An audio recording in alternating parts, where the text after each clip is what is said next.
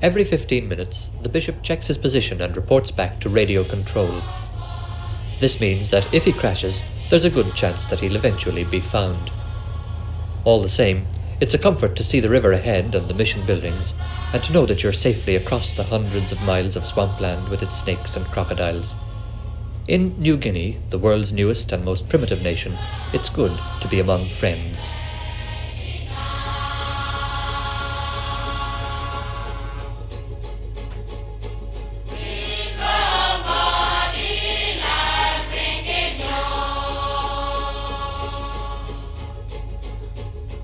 For more than 50 years, the territories of Papua and New Guinea were administered by their neighbour, Australia.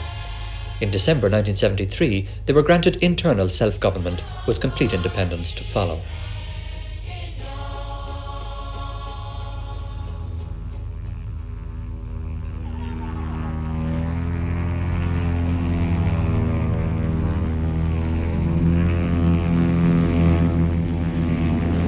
The word Wontok means friend in Pidgin English, the language of Papua New Guinea. A friend is someone who speaks the same language, who talks the one talk, hence Wontok. These days, the people of New Guinea need all the friends they can get. With the coming of independence, many of the white people are leaving and others are planning to leave. But one group of people who are definitely planning to stay are the missionaries who in the last 50 years have penetrated into almost every corner of this remote and inaccessible country.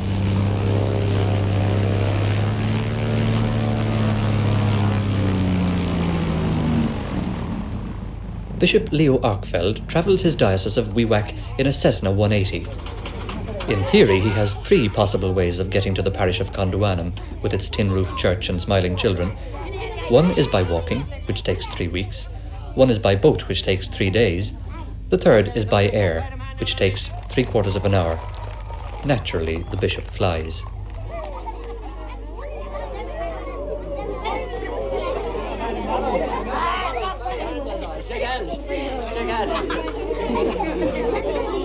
The welcome in each mission is carefully stage-managed by the parish priest, but it's genuine all the same. The missionaries have never been more needed in New Guinea than at the present moment. They stand for stability and reassurance in a time of rapid and frightening change.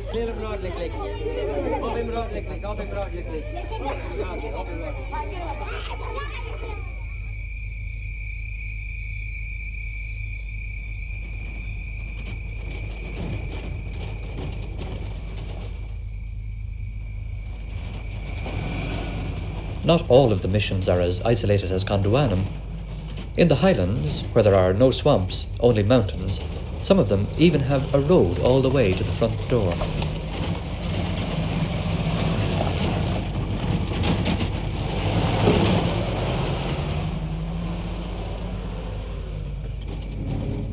Father Joe Fitzgibbon can drive from the town of Mount Hagen to his house in Karab.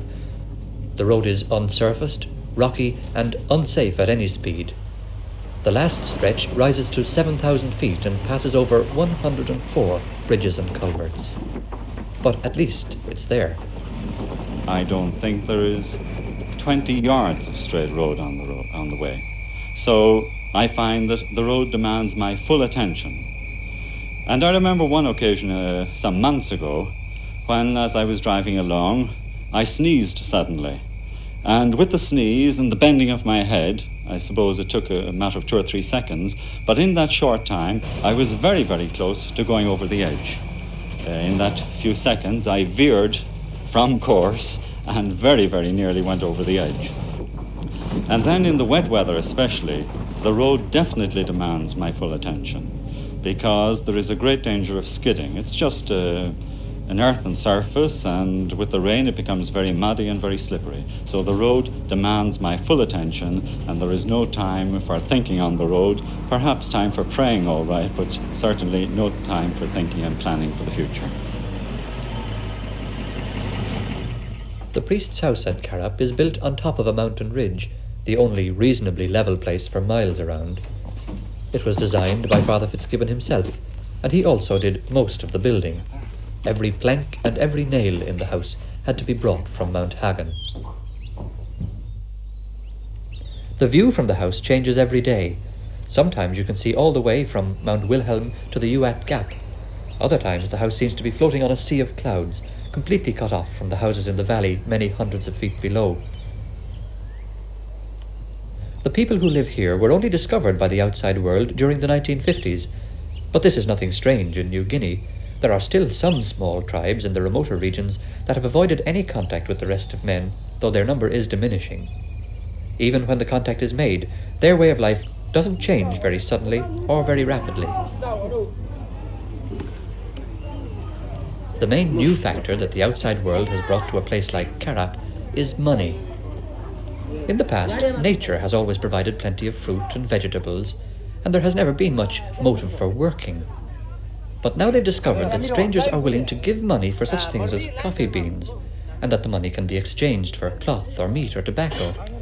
So they sit around happily for hours on end, squeezing the precious coffee berries and dreaming of the good things that lie in store.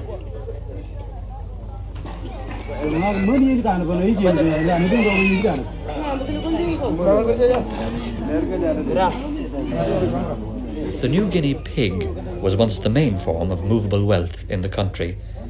But now that the people have become money conscious and anxious to buy goods from outside, the missionaries find themselves taking on a second job as wholesale traders.